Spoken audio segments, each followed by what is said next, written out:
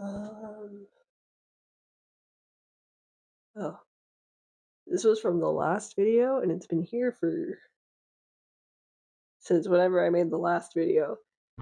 But things have happened, you know? I went through some things that made me really sad, which also made me unable to get rid of this weird werewolf man. It's been here for a really long time.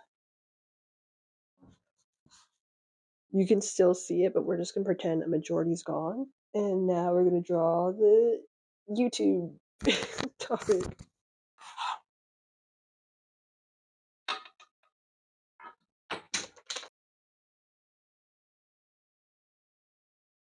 Joe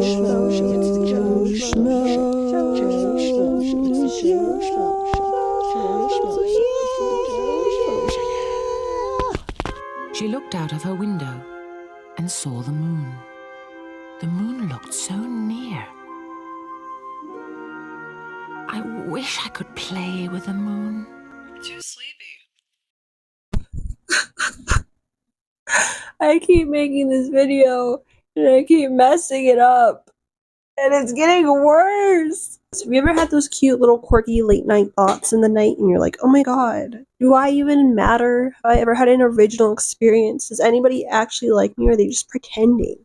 Were any of these thoughts ever my own? Well, what if I told you there was a show that did a thing or so that was kind of like your weird thoughts that you have that you need to talk to your therapist about?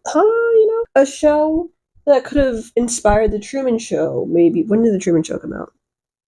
Place it here. A show that walked so Nathan Fielder could run. Alright, we are talking about the Joe Schmo Show back in 2002. That's all I got. A show that's about taking your average guy, your plain Joe, your Joe Schmo, if you will. You take him, you pick him up, you're like, hey, little loser boy. You throw him into a show where he thinks he's competing with a bunch of random strangers to win $100,000. But really, he is the only contestant. Everyone else is an actor. And the show revolves around him and what he will do, depending on how they made a script of how the show's going to go, and they just want to see how he reacts. Let's get into it. What would you do if your entire world turned out to be fake? If an army of writers, producers, and actors spent over a year creating TV's most elaborate experiment around you? If they plotted your every move, recorded it 24 hours a day, and put it on national television? Well, that's exactly what happened to this guy. Meet Matt Kennedy Gould, one real guy competing for $100,000 on a reality show that he doesn't know is fake. Starring 9 actors. Melissa Yvonne Lewis as Ashley, the rich bitch. David Hornsby as Hutch, the asshole. Angela Dodson as Molly, the virgin. Franklin Jones as Earl, the veteran. Nikki Davis as Gina, the schemer. Lance Call as Kip, the gay guy. Brian Keith Etheridge as Brian, the buddy. Kristen Wiig as Dr. Pat, the quack. And me, Ralph Garman, as the smarmy host. All performing for the one guy who thinks it's real. This place is fucking starting to drive me crazy. This is the Joe Schmo Show. You can tell it's the 2000s because they stuck with that trope of having like one black person. Have you noticed that? It's just always like one singular black person. Maybe they know that these shows suck and they don't want to get on. Or maybe it's rigged. What's the word? It's racist. I don't know that many words. And I'm working with like 30 brain cells right now, so. We begin our show with everyone in a little van. Everyone except for Matt. It's the whole cast. The directors are like, alright, you're going to meet this guy for the first time. We've been training all our lives. Let's do this. We've been training for like 2 years. Making up backstories and everything. Everyone's excited. Everyone's nervous. Matt's the first to appear at the house. He's meeting the people. 2 celebrities are in this cast. Or at least 2 people that I recognize. Kristen Wiig from SNL. And Brian, who's the director of the show. Wow, look at you, little sneaky little man. Haha, you're so clever. It was a weird time, the 2000s. Matt, when he meets Gina, the one black person, he's like, man, you know, I'm down to mixed races. I'm down with the brown. I'm okay with it. I'm open. It's weird. It's weird because I guess segregation? Racism is still a thing. I don't know. I'm not smart. I don't know the exact words to use. But there's a word I'm trying to say where back in the day, it was kind of weird to have a biracial or interracial relationship. But he's down with it. That's when all of my nervousness as an actor sort of surged to the surface. Hi. What's up? How you doing? Gina, she's quite sexy too, and I have no problems, with hooking up with other races or anything like that. Same thing with gay people. There's a stereotypical gay guy named Kip, and then when Matt meets him, he's like, "Ah, Kip, you're gay, right? You're gay?" And he's like, "Yeah, I am." Kip, are you about to comment that you like Ashley's bag? I was about to say. Kip, you're gay, huh? Can I see this? Huh?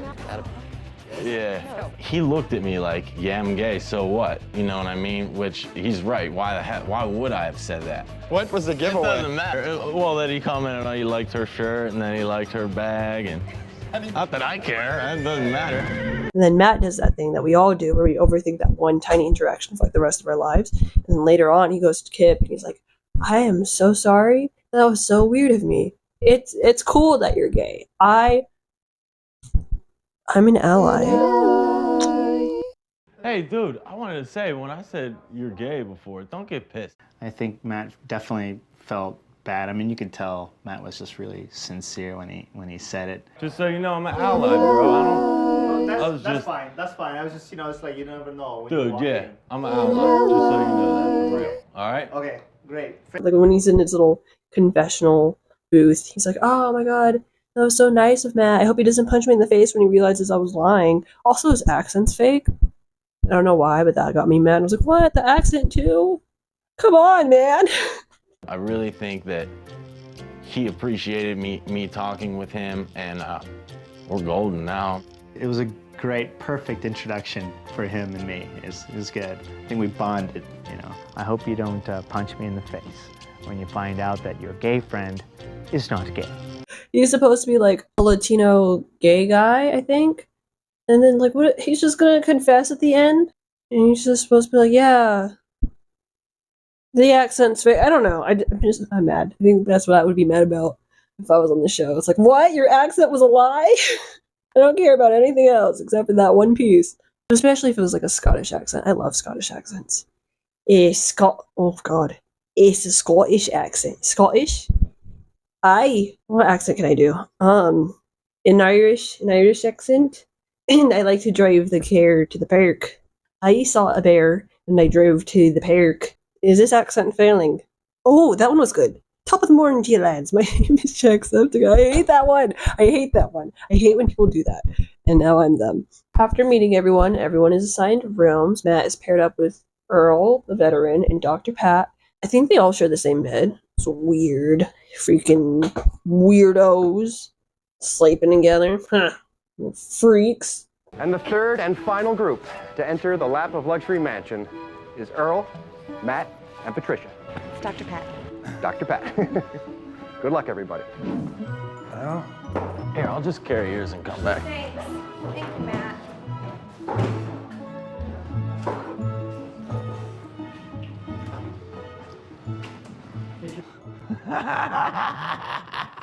It was set up that Matt and I were to share a bed along with Earl, and he seemed to buy it. He's like, "Oh yeah," he's like, "That's great, that's cool."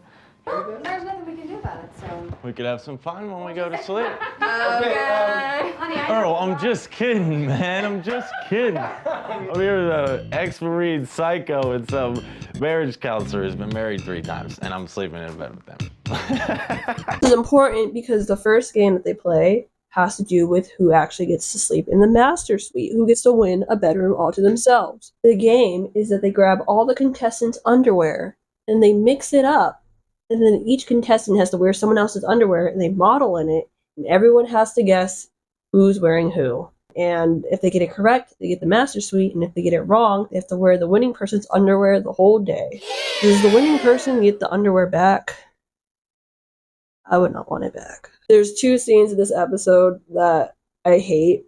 It's this one, and then one we will talk about later. I feel like I saw a man's anus in this. I don't know. They were wearing like skin toned underwear underneath the underwear, but you know the part of the skin where like it gets darker in certain spots for certain areas. Yeah, I just feel like I saw the center of that. Thank you. So I'm not going to show parts of this. I'll show what I can. For the avid cat lover, this animal print G-string is perfect. The breathable fabric provides a comfortable fit and the finest fashion. I'm not saying that I felt exploited per se, but I will say this. They needed beefcake, I provided beefcake. For example, when Matt's trying on the underwear, he's sashaying away. He's working it. Yes, King. Purr. Underwear number 7. Like, I felt a little weird. I was worrying about size down there a little bit, you know. I didn't want to, you know, look all small on TV. So I tried to tug on it. No. No, I did play with it a little bit, though, to get the size up. Reading a book or watching TV, this design is great for any activity. But they do their little game, and Matt gets them all correct. What? Who would have thunk? Who would have known? Not the directors. They freak out. They're like, oh my god, what? You got them all right? So they switch it up, which I think, why can't the games at least be honest? You know, like everything else can be a lie. But do we have to mess up with the games? So yeah, they switch it all up. Matt ends up losing. And I punch holes in the wall because no, it's not fair to my boy Matt. Like everything on the Joe Schmo show, These Drawers Aren't Yours was rigged in advance. The plan was for Matt to lose. He actually matched so many pairs of underwear correctly, we had to scramble to change the answers. Oh, Kip wins. That's what I meant to say. Kip wins. He gets the massive bedroom. And then Matt has to wear a thong. He wears it all night. He even gets asked later by Molly. She's like, oh my god, are you still wearing it? He's like, yeah. And I don't know how this is comfortable for anyone. He's inclusive, by the way. This is just a random thing I want to add. He's like, not just men, not just women. How does anyone wear this? He's cheek floss, he calls it. He doesn't. But. Wait, did you have the thong on? Yeah, I do. By the end of the night, you're gonna be like, I think I've transformed.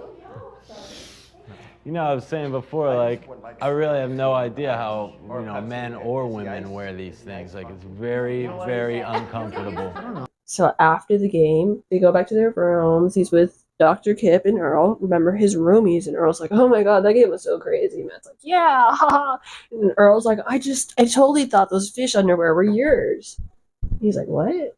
Like, yeah, like, I was so sure, but I can't believe it turned out to be blah, blah, blahs. And Matt's like, who? Whose underwear did you think that was? And then Matt's like, those are yours. Dun, dun, dun. Earl realized he goofed up. Because the directors switched the script in the last minute, right? So he's like exposed and like, oh, shoot. Uh-oh. And Dr. Kip tries to save him with like the dumbest excuse. She's like, oh, you're blind. Your glasses, right? And he's like, oh yeah, I need my glasses. You are old and you're a vet, quote unquote. PTSD, dementia, or Alzheimer's. There's a Z, but there's no T. I don't know how to pronounce it. 2 things you could have went with. Like, oh man, my memory, my brain is so foggy. But instead, like, I just couldn't see. I just didn't know. Yeah. So what'd you think of the first game? I thought yours were the fishing ones. You did? Yeah. With all the rivers and the woods and stuff in Pennsylvania, I thought, yeah. And they had to tape up the waist on her. I knew I nailed that one. Wrong. Wrong. Wait, which ones did you think were The wrong? fishing. Those were yours. Those were yours. He just went white. I mean, he knew that he just kind of blew it, and there was this awkward silence. Yeah, I blew it. I blew it the first day within the first 2 hours. Yeah, weren't they? Yeah. The ones with the fish? The, Yours were the fishing ones. No. You're mixing up the Santa with the fishes. You're thinking the Santa ones had fish. Well, I don't on have them. my contacts or glasses in. Those weren't fish. No, they with were Santa Claus no. hats. You had the blue one with the big fish in the front. We fixed it, but it didn't make any sense. I'm surprised that he fell for it.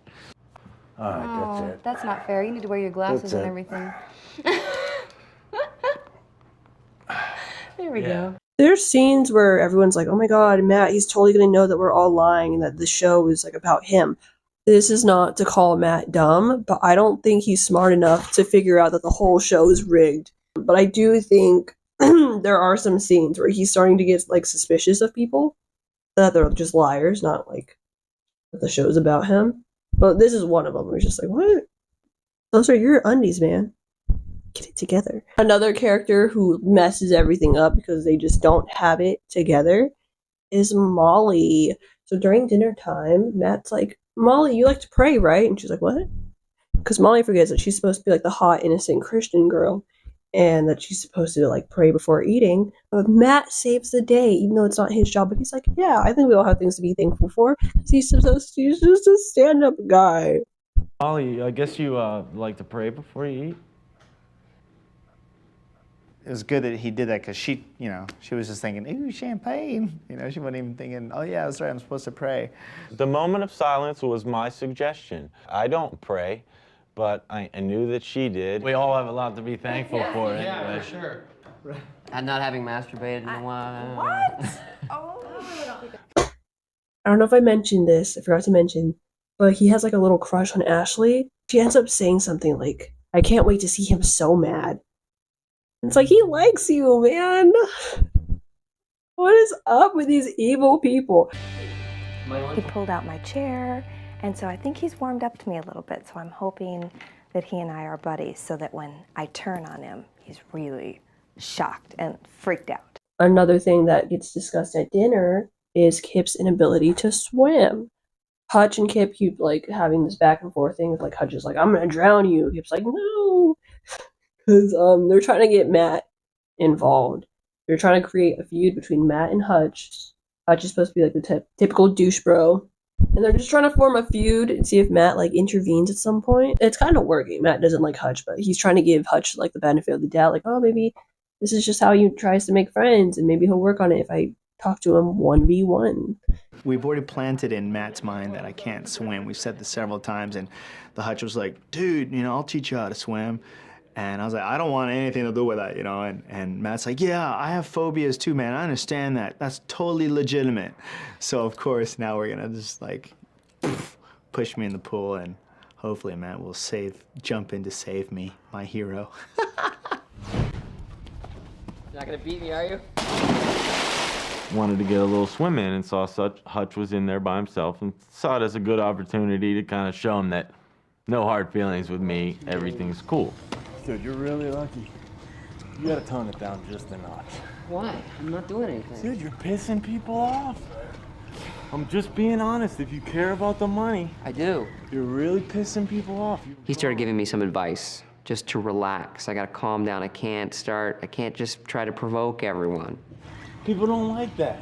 Later on in the day, Matt goes to Pat, and he is like, what's that? Your failing relationship. No, he's asking her, like, hey, you're a doctor, right? I have problems, but I'm not ready to confide in you just yet. You know, I'm not ready to get that personal, but can I ask you a personal question? And she's like, sure. And he's like, I'm not trying to be rude, but you're a family therapist and you're single? And she's like, yeah, I have 3 divorces. And then she starts going into about how, like, the first husband was super old, the second one was, like, too early. The third, I don't know, was a murderer. I can't remember. I want to know, before I start talking to you about my girlfriend, Oh, of and course. you counsel me, Right. I'm like, I want to make sure you're on the up and up. So I have to ask you this, and please, I'm glad that no one else is around, but it's just, and maybe I should wait, but I'll ask you. No, go ahead. You're a family and marriage counselor, Mhm. but yet you've been married 3 times. Yeah. Like, how do you justify that, Well, or? You know, I immediately had to go through all of my husbands and why we got divorced and why it didn't work out. So it's very nerve-wracking. So I sort of went through all the 3 marriages, very much in a way where nothing was my fault. My first marriage, I was very young, and I married someone really young. I fell in love with my teacher. Yeah, wow. Which is a no-no. And you know, But it happens. He was much older than I was. He was like 65. Holy shit. Yeah. Right. And my third husband, Walter, he That one I thought was gonna last. I just feel bad because he thinks he's like talking to this professional and they're bonding over like shared stories. And she's just lying. The show is so mean. I actually had my own terrible 2000 show idea. If I was like an evil director, it's okay. You get a bunch of adult orphans and you say, hey, we're giving you guys the opportunity to meet your real family. And then you bring them to like this really like nice rich family, like this is your family, blah blah blah, and they bond with them, and then they're like, actually, we lied to you. This is your real family. And it's like these crazy country people. You can either get to know your real family or keep $100,000 and pretend these fake family is your family. But you can never meet these ones because we will arrest you if you ever get into contact. Like, you have to sign a restraining order that keeps you apart from any real connection to your real family. What do you choose? And they'll have like already bonded with their fake family that they thought was their real parents. It's still getting worked on. Anyway, show and tell happens, a little portion of the show, or a portion of the episode, where all the characters get to share stuff about themselves, which it's all lies. It's all lies. So really, it's just Matt who has the important one. I'm going to share you like the ones that were my favorite. Brian, because he just brings in like a giant fighting dummy. Thought that was weird. Thank you. Brian, I tie him. what's your creature comfort item? Well, I brought this gigantic thing. I had the benefit of living in Los Angeles, so when I was in college, I made no money at all. When I was in grad school, I lived in this defunct frat house. Leave it to Brian to bring his creature comfort, a giant 150-pound doll named Albie. And then, when we were mad, we'd punch it or, kick it or whatever. But you guys are welcome if you... Let me be the first Yeah, if you lose your timber. Welcome, bro. Welcome. What's up? Gina, she brings in a whiteboard. This is important for later. She's like, I like to put all my thoughts and stuff on here. She's supposed to be like a smart, put-together person who reads this one specific author's book. I don't know who he is, so I cannot share much about that. Thank you. Gina, why don't you tell us about your creature comfort item? I use this basically to jot down my thoughts for the day, my impressions of people, and one of my favorite authors is Sun Tzu, The Art of War, preparedness, things like that. I also have a tremendous amount of respect for Mr. Hatch from Survivor. I forgot his first name. I'd never seen Survivor until I started preparing for the Gina character. And I didn't know who Richard Hatch was, and I'm like, okay, but now he's my idol. I just think that it lends itself to Gina's personality, very driven and seemingly organized. Matt, his is, he brings in a football. And he's like, oh, my family, my nephew, I love him so much. He's great, and he peed on it. It's especially why I like this ball, because he peed on it. It's the most important part of the story. I thought it was going to be more family-orientated, but I think it's mostly about the pee. My creature comfort symbolizes, how much I like my family and how much I like kids in general. Matt, why don't you show us what you brought? Okay. This is actually my oldest nephew's Steeler ball. They live in Philly, so we bought him this ball to play with when he comes home. I was sitting in the chair one day watching television, and they were going back to Philly. So my sister had put Sam in the car, and she's like, oh, you're playing with that ball? And I'm like, yeah, she's like, do you like it? I'm like, I love it. And she's like, okay, well, bye, and gave me a hug. God, that's weird. Why would she say that? So I'm sitting there watching TV, and the phone rings, and I'm like, hello? He peed on it. I'm like, what? And she's like, he peed on it. I'm like, yo! That's sweet. Patricia, why don't you go next? And then last but not least, Molly, she brings in a picture of her boyfriend. She's like, oh my god, I love him so much.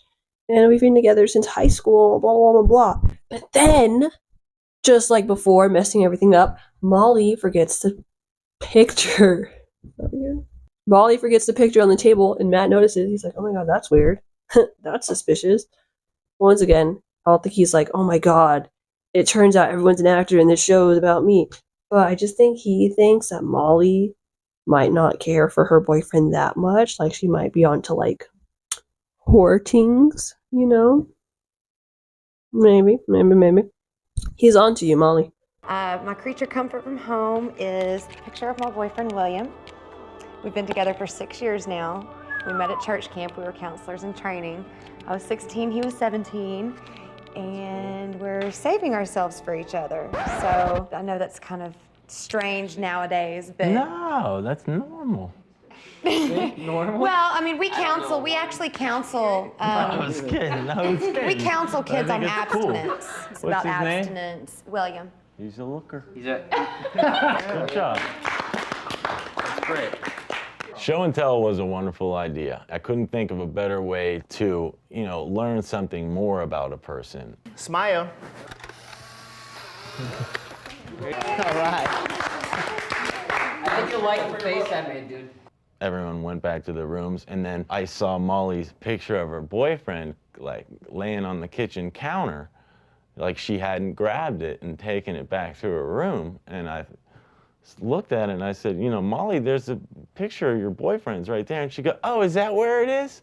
And I thought, like, wow, you mustn't care too much about it if you're just leaving it anywhere, So another dinner time happens. Host guy, he pops up. He's like, hey, tomorrow night we are voting someone off. So get your ish together, peoples. All right, and that creates a little tension. Hey, everybody. Okay, now that you all know each other a little bit better, it's time to get serious. This time tomorrow night, you're each going to be casting a vote to remove one of your fellow housemates from the game in our riches to rags eviction ceremony. Someone in this room will see their dreams of $100,000 shattered into 1,000,000 pieces as they leave the lap of luxury and return to their no-frills existence outside the walls of this mansion. So enjoy this night, because for one of you, it'll be your last. The script wants Gina and Matt to work together, but what they didn't know is this video is sponsored by Hella Rancid. Hella Rancid, a food company ran by raccoons who serve rancid-ass meals. Reviewers say it's straight up garbage. Like, no, seriously, it's literal trash. But what they didn't know is that Matt already wants to talk to Gina. He's like, I want her to be on my side. Because I think later they ask him, who do you think is going to make it to the final people? And he's like, Earl, he's got this in the bag. Me and Earl, that's my guy. Earl's the old veteran man. I don't know, I just don't feel like Earl popped off that much in this episode. He says Brian, which, why? Why Brian? Brian really wasn't there. Or at least from what I've seen, he wasn't recognized. He wasn't noticeable. So Brian, Earl, and Gina, he thinks are the people who are going to make it. The people he thinks are the weakest link. Molly, because he's like, she's just too innocent. She's probably going to struggle. And then Hutch, because he's just a douche. And he's like, people are going to hate him eventually and want him off the show. And when Ralph announced the eviction ceremony, my only thought was, Hutch is a very nice guy, but I think he's gone. I really do. Earl and I are gonna take it as far as we can. And Brian, I don't even need to say a word to Brian. That guy is rock solid. I mean, I just really like him. And Kip, as it stands right now, I'm someone he could feel comfortable with. And Gina, I'm gonna try to get Gina on my side for a little while. I don't think there's any way in the world Gina's gonna get voted off. My goal is to have it come down to Brian, Kip, Gina, Earl, and myself, and then reassess at that point. And when Gina and Matt are talking in the pool room, they're like, yeah, let's get rid of Molly, blah, blah, blah, or something like that. We're like, oh my god, we're so in sync. We know each other so well. And I just feel bad once again because, she's lying. He thinks he's bonding and making a plan, and it's all just lies. I was trying to plot with Matt, and literally everything I was about to say, he comes to me and says it. And he's genuinely trying to form an alliance with Gina. That's all we need. That's it. And we get rid of the rest of the people. That's it. That's it. Maybe we hook up a little bit. No. No, but First things first. yeah, Let's do yeah. that. But you know what I mean. I'm so glad we're having this conversation because I felt this last night. All right, cool. Dude, it's on.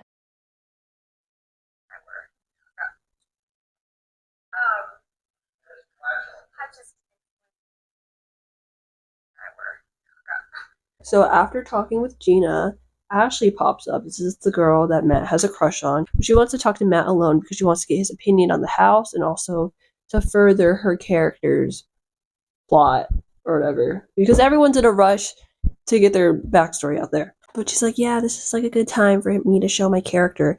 And Matt thinks she's flirting. Like, he thinks that there's like a connection forming, and it makes me so sad. Hutch just explaining to me how he's going to take care of me if he and I were to hook up.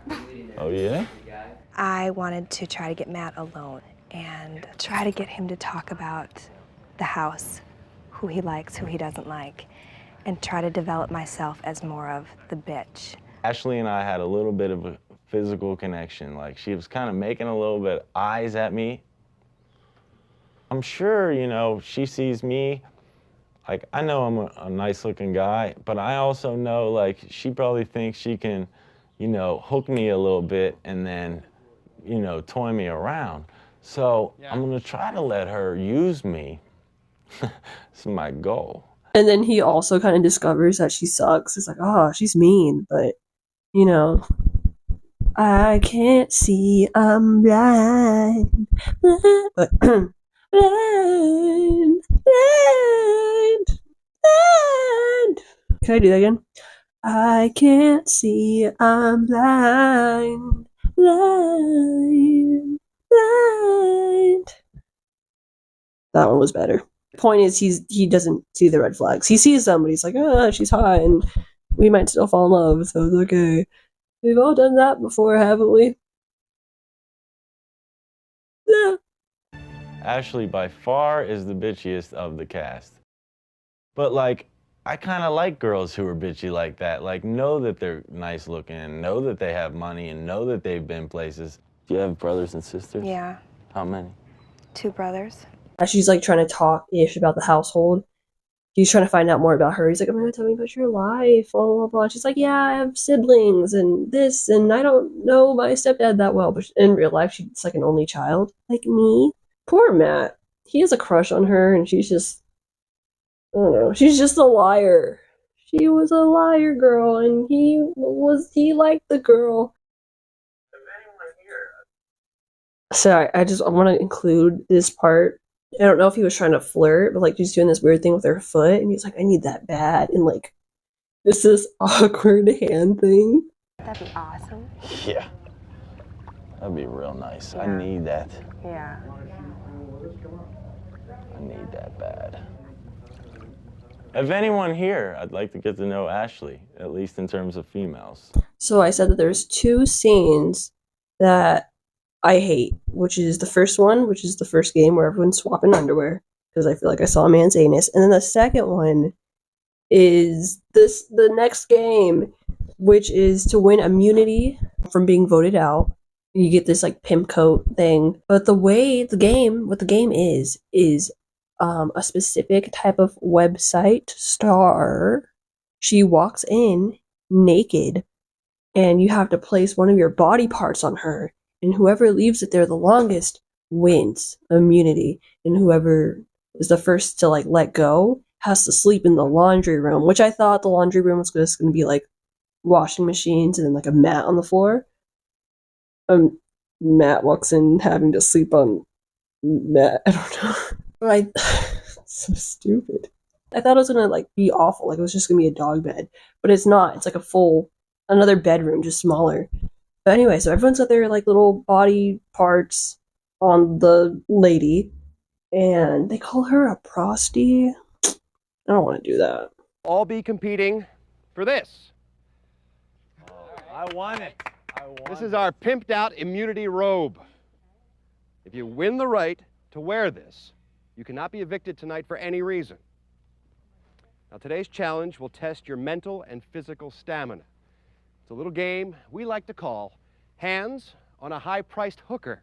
Oh, a thing that I did not need to know about is that for the star, It's Matt's favorite. He actually watches her on the hub. I didn't need to know. I never wanted to know. Why'd you? I don't know. Tony Roberts.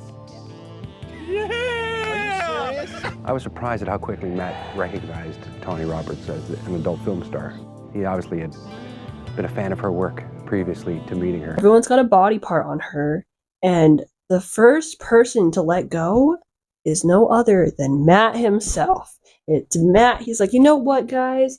I'll take the laundry room. I need to sleep by myself anyway, because no one wants to sleep with some crazy lady and an old man. Well, maybe I do. Everyone's shocked, dumbfounded, if you will. They're just standing there because that wasn't in the script. So I guess the plan was to have Hutch and Matt be the last two people so they can like further the feud. No one expected him to be the first to let go, so no one knows what to do. Eventually, people just start like letting go. Like, okay, we're just gonna pretend this is normal. It's awkward. This scene that I wanted to have as my thumbnail where they're all holding on to her. I think it's so funny, but there's like a naked lady right in the middle, so I don't know if I can show it. I might still try to attempt to make it my thumbnail, but I can't get demonetized because I don't even have money in the first place. But I just want to show it. I just want to. It's so weird. I was just kind of waiting to see if Molly was, you know, gonna go full on with the game. I knew everyone else would stay a little bit. I realized she was gonna try to win immunity, and so I decided to just touch the breast, you know, get that texture. You know, this is honestly like a dream come true. But I have to say, sharing that bed is ridiculous, and I won't do it another night. Matt did the one thing nobody considered, and he let his hand off first, and that's when I almost had a heart attack. The initial shock, it was palpable. You could feel everybody stiffen up.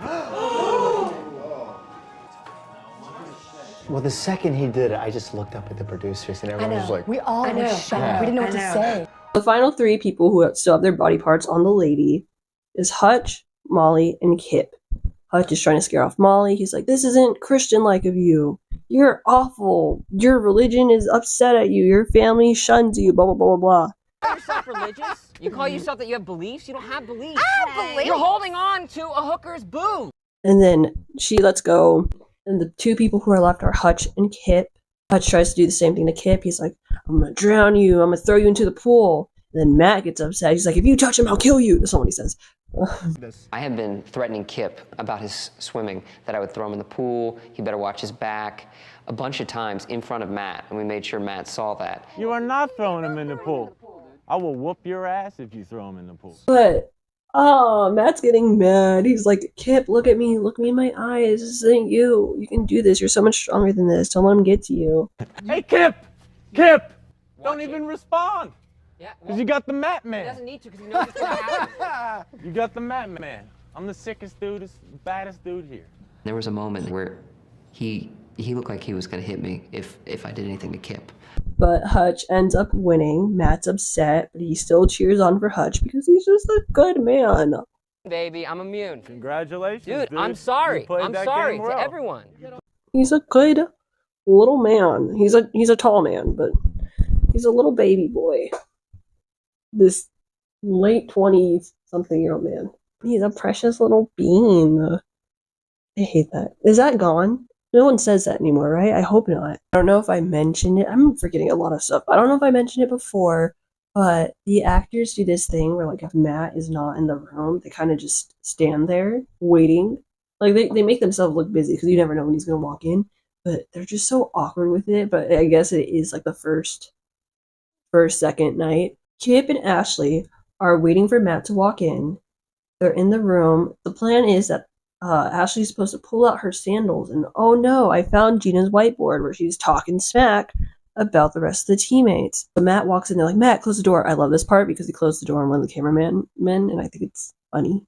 Should I find this now? Yeah. Okay, let's be down here. Yeah. Who is it? Come in. Hey. Close the door. He's like, how did you find that? She's like, it just accidentally like came with it. And it's so crazy. He's like, sure, yeah, okay. But he finds out that Gina's writing stuff about Matt too, and he's like, what? She's going against me? And so Matt, he just plays it cool, and he's like, look, I know I saw it with you guys, but I don't think we should be going through her stuff. I'm just gonna leave. Matt, you're such a great guy. I don't know. I just don't see why she would write that down, like, and not expect people to find it. Look at this. This is Gina's board. That?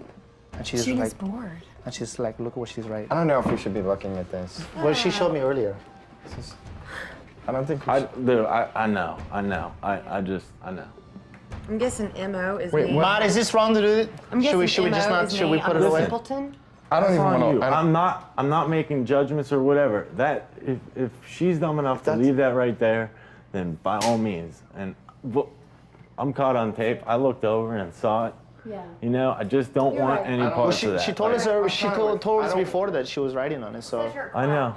But Matt leaves. Their plan didn't work out. I kind of like and kind of hate the faces the actors make when Matt does something they're not expecting. The whole point of the show is for Matt to do stuff that they're not expecting. Later, Matt talks to Gina by the pool. He's like, why'd you do that? Were you trying to get it found? You put it in such like a easy found place. Well, are you dumb? Because she's supposed to be like this like super smart, well-educated lady.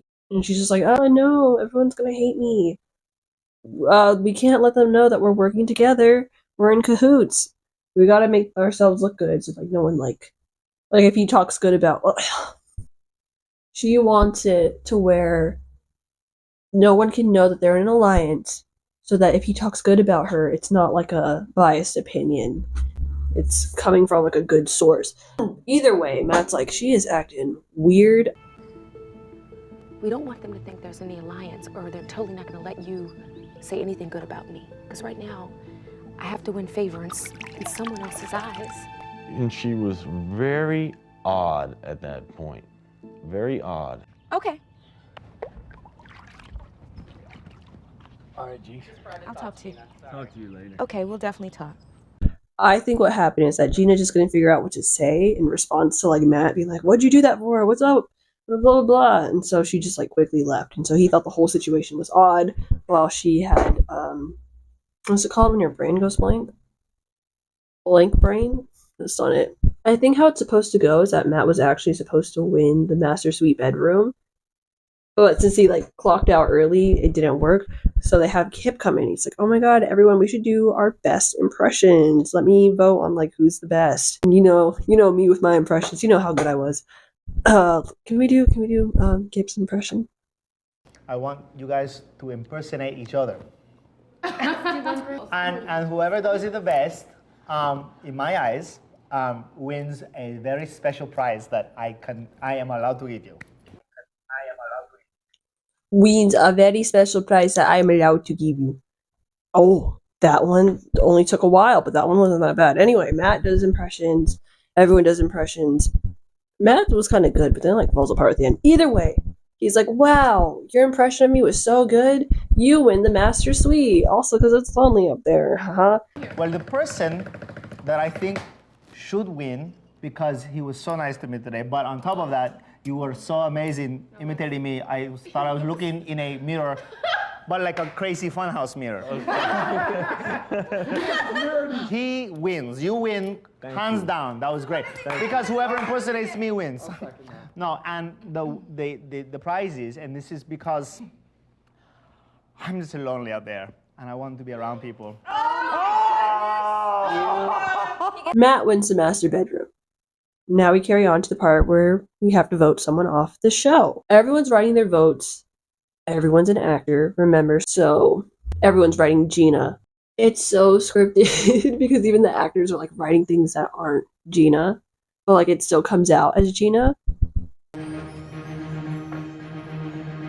It was rigged, and we would write down the names of the person we were supposed to vote for, but we'd also have a little fun.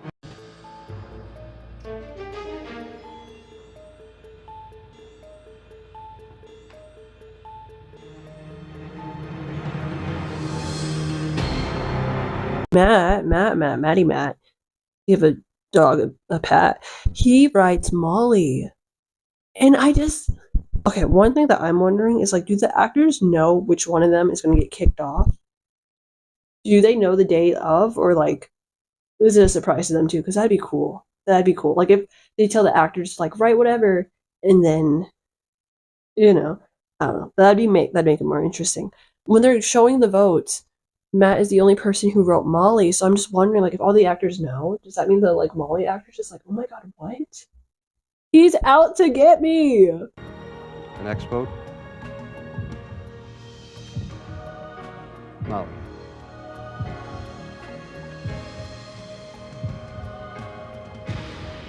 Gina. Matt. 2 votes Gina. 1 vote Molly. 1 vote Matt. Everyone writes Gina. One person writes Matt writes Molly. And then one person writes Matt. Cray. What? Who could that be? I don't know. I actually don't know. He also realizes like, oh my god. Someone's after me. Who could it be? Oh, he ends up thinking that Gina is the one who did it. Like she's like a backstabber. And on what am I gonna say when he accuses us of being actors? Stop. 7 fucking votes, okay? 7 votes. I voted for her. Listen to me. There was a vote for Molly, a vote for me, and 7 for her. Right. Well, who the fuck do you think Gina voted for? Gina's not allowed to vote Gina. Right. Gina fucking greased me. He was pissed off, not that he thought we were actors, but because Gina had screwed him in the game. She greased me. And I knew today. Hey, I mean, whatever. I guess I made a bad judge of character. And Gina, she's very composed throughout the show, but like her character tries to have a big exit or something because she starts like freaking out at the end. And she's like quoting the little book guy that she reads. I don't know. I feel like her exit was just kind of, yeah. And if I saw any of you in an alley writhing of pain, and all I had to do to counteract that poison, or maybe worse, that was making you writhe, I wouldn't do it because I can't lend myself to stupid behavior and people who can't appreciate things, and this was very stupid. Gina, it's time. The House has voted. That's fine. You didn't do anything to me. It's okay. Ashes to ashes, dust to dust. Gina, you're dead to us.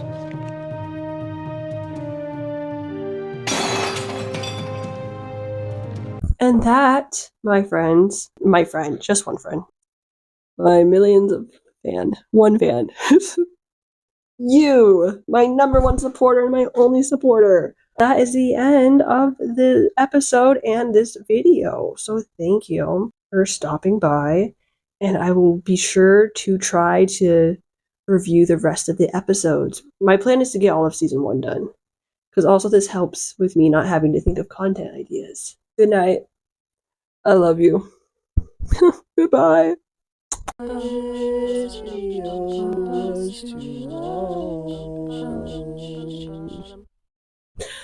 Jarvis, buddy, my love, dad, husband, son, brother. That's weird. That was weird.